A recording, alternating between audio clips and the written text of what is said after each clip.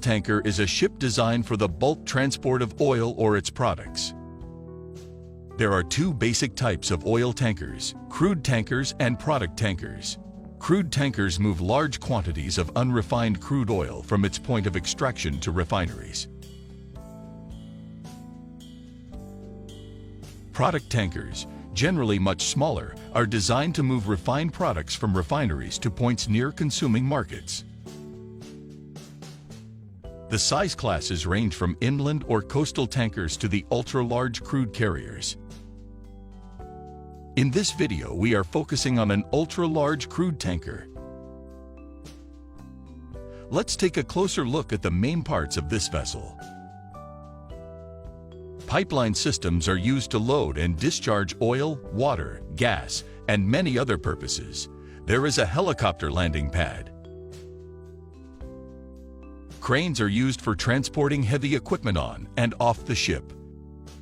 Mast risers are connected to the cargo tanks below. They are designed to release pressure that builds up inside the cargo tanks during the loading or unloading of oil. The accommodation area is where the crew members stay, eat, and sleep. This is the control room. Emergency escape boats are used for the crew members to escape in life-threatening situations.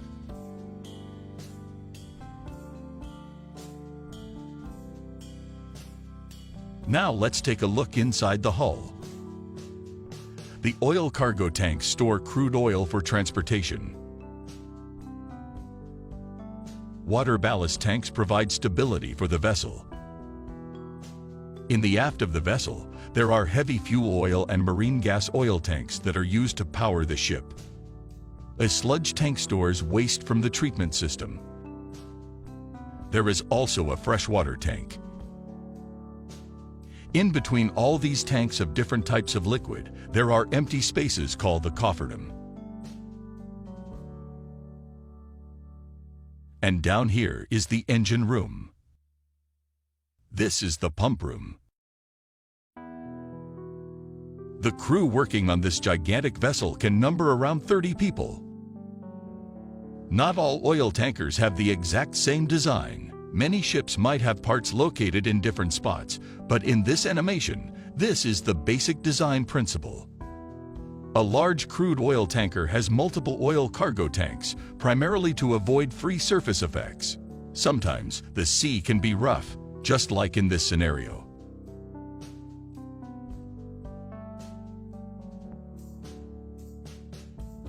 If an oil tanker has only one giant tank to carry oil cargo, it will face free surface effect. When the liquid inside a tank moves from side to side, it generates forces that impact the side of the hull. If the impact to one side of the hull is too strong, it can cause the ship to capsize. To solve this problem, oil tankers have multiple smaller tanks. When the liquid moves, the impact is divided into smaller sections, reducing the impact on one side of the hull. This provides more stability for the vessel.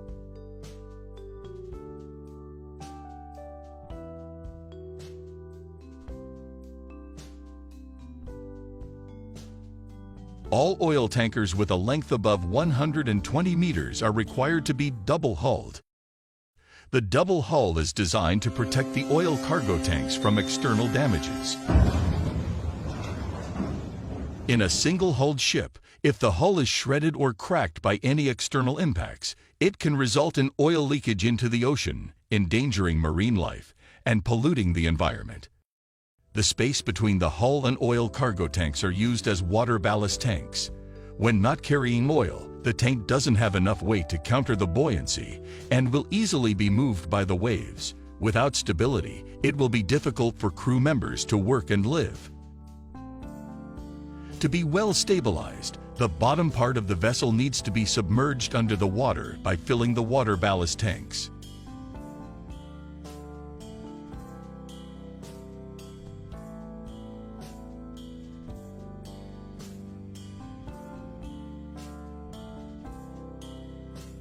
When oil is loaded, the ballast tank will discharge its water back to the sea to keep the ship from being too heavily loaded.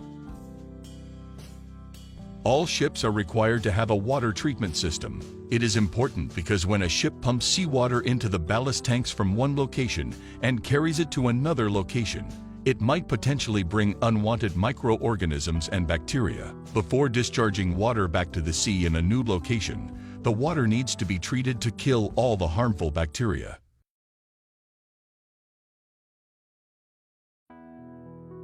Cofferdom. It is a space which is used to separate different liquid tanks of different types. When two tanks of different liquid types share the same wall, and if there is a crack or leak, two types of liquid will end up spilled out and mixing with each other. That's why with the cofferdom separating two tanks apart, it creates a space for fixing the leak without contaminating the other tank.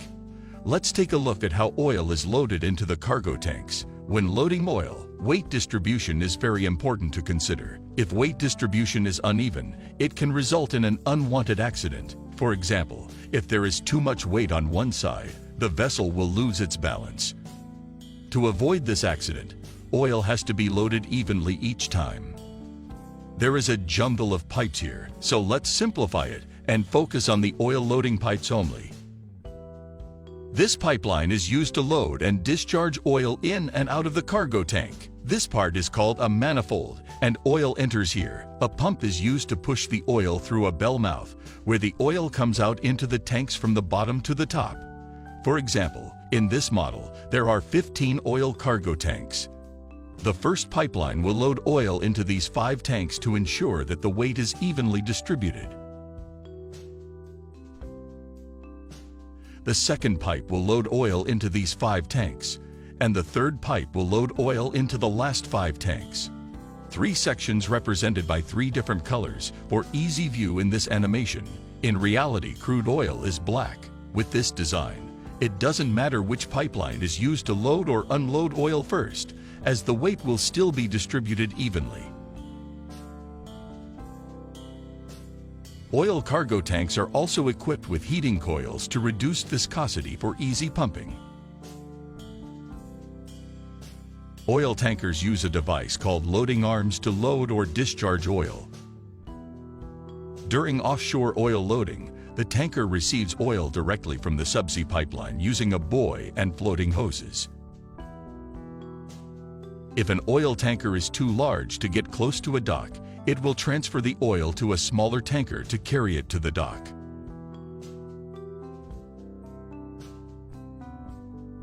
Thank you for watching. If you find this interesting, subscribe to my channel. My name is Lucius, and I'll see you in the next video.